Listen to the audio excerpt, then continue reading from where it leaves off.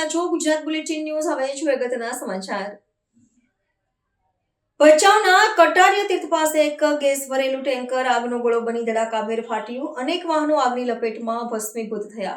ભચાઉના કટારિયા તીર્થ નજીક આજે બરોઢે ગંભીર દુર્ઘટના સર્જાઈ, જેમાં ગેસ ભરેલું ટેન્કર આગનો ગોળો બની ધડાકાભેર ફાટ્યું. ધડાકાથી ફાયર ફેલાતા હાઈવે હોટેલ પાસે ઉભેલા 6 થી 7 ટ્રક ટ્રેલર પણ આગમાં ભસ્મીભૂત થઈ ગયા. ઘટનાને જાણ થતાં ભચાઉ ફાયર બ્રિગેડ તથા સામખિયાળી પોલીસ તાત્કાલિક સ્થળે દોડી આવી અગ્નિશમન કામગીરી હાથ ધરી. દુર્ઘટનામાં ટેન્કર ડ્રાઈવર સહિત જાનહાની થયાની આશંકા છે. અકસ્માતના કારણે હાઈવે પર લાંબો ટ્રાફિક જામ સર્જાયો છે. ટ્રકના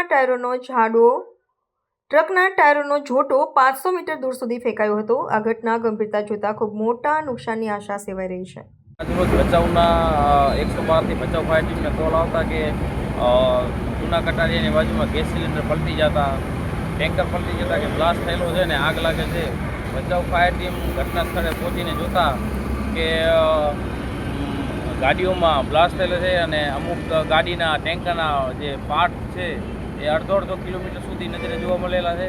ભચાઉ ફાયર ટીમની સતત કામગીરી ચાલી રહી છે અને હજી સુધી આગ પણ કંટ્રોલમાં આવી નથી. લગભગ સવારે 5 વાગ્યાથી કોલ આવ્યો તો 5 ને 12 હજી સુધી કન્ટિન્યુ છે.